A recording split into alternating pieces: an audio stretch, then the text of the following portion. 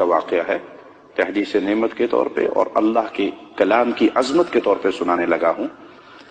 ایک شخص کا مجھے فون آیا امریکہ سے کہ میں بیڈ پر ہوں اور مجھے کینسر ہے اور میں خطرناک سٹیج پہ پہنچا ہوا ہوں اور کچھ ہی عرصے بعد میرا آپریشن ہونا ہے، دعا کیجئے گا۔ میرے پاس اس کی ٹیلی فون کال بھی ریکارڈ ہے۔ تو میں نے کہا بھائی اللہ تجھے شفا دے، تو بیڈ پہ پڑا ہے، کچھ کر نہیں سکتا، سونے کے علاوہ جب تو اٹھے نماز پڑھنی ہے، کھانا کھانا ہے اور سونا ہے، اور تو تجھے کام کوئی نہیں۔ مستقل اپنی زبان پہ سورۃ فاتحہ کا ورد شروع کر دے، آج سے مستقل سورۃ فاتحہ پڑھ، جتنا تجھے ٹائم ملے، روز 10 گھنٹے پڑھ سکتا ہے، 15 گھنٹے پڑھ سکتا ہے، 12 گھنٹے پڑھ سکتا ہے۔ اس کو اپنا وظیفہ بنا، یہ تیرے لیے علاج ہے۔ رسول اللہ نے اس کو شفا کہا صلی اللہ علیہ وسلم۔ چند مہینے کے بعد اس کا مجھے یاد نہیں ہے، 2 مہینے گزرے یا 1 مہینہ گزرا، اس کی مجھے دوبارہ کال آئی، کہا شیخ آپ نے مجھے سورۃ فاتحہ کا کہا تھا، واللہ میں نے اس دن سے اپنی 24 گھنٹے کی روٹین سورۃ فاتحہ بنائی۔ جب میں بیدار ہوتا میری زبان پہ فاتحہ ہوتی، جب میرا آپریشن کا وقت آیا اور اس سے پہلے ٹیسٹ وغیرہ کرنے تھے وہ کیے، میرا مرض بالکل ختم ہو چکا تھا۔ اس کو اللہ کے نبی نے شفا کہا ہے۔ آپ 24 گھنٹے کے پیچھے کیوں دوڑتے ہیں؟ آپ کے پاس جواہر ہیں، ہیرے ہیں، فاتحہ کو پڑھیں۔ اللہ نے مجھے بیٹی دی خدیجہ، اور اس کے دل میں 2 سوراخ تھے۔ یمامہ ہاسپٹل ریاض میں وہ پیدا ہوئی، تو پیدا ہوتے ہی مجھے ڈاکٹروں نے جب وزٹ کے لیے میں گیا بیٹی دیکھنے کے لیے، کہا اس کا ایمرجنسی میں فوری آپریشن کرنا ہے، بائی پاس، اس کے دل میں 2 سوراخ ہے، 1 لاکھ ریال کا خرچہ ہے۔ میں نے کہا میرے پاس تو 1 لاکھ ریال کی حیثیت نہیں ہے، میں کہاں سے اس کا آپریشن کروں گا؟ کہا نہیں آپ ٹرائی کریں، کوشش کریں، دیکھیں، لیکن اس کا آپریشن ضروری ہے۔ یہ روتی تھی تو پورا چہرہ اس کا نیلا ہو جاتا تھا۔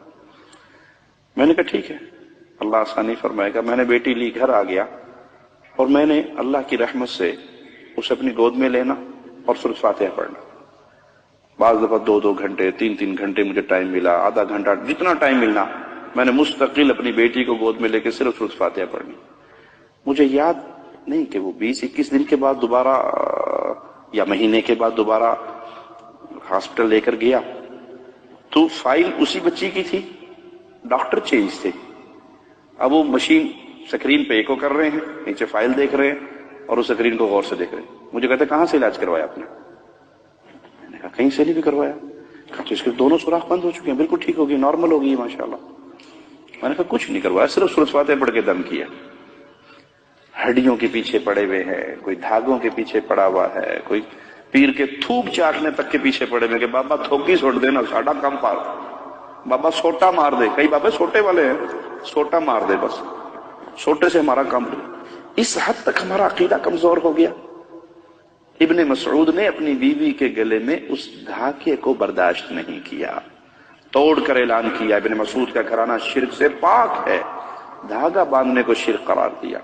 تو بھائی اگر کوئی تکلیف ہو، جس گھر میں سورۃ فاتحہ بقرہ پڑھی جائے شیطان بھاگ جاتا ہے، مستقل پڑھے، روزانہ پڑھے۔ تو جواب کیا ملے گا؟ مولوی صاحب 2.25 پارے پڑھے کون؟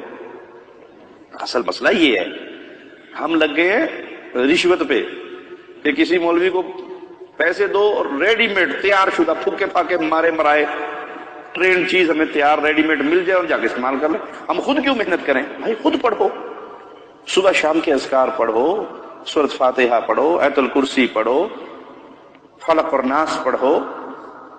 یہ قرآن حکیم شفا ہے، جہاں سے پڑھو آپ کو اللہ شفا نصیب فرمائے گا۔ ہاں یقین ہو کہ یہ میرے رب کا کلام ہے اور یہ شفا ہے۔ اللہ سے دعا ہے اللہ ہمارے حال پہ رحمت فرمائے۔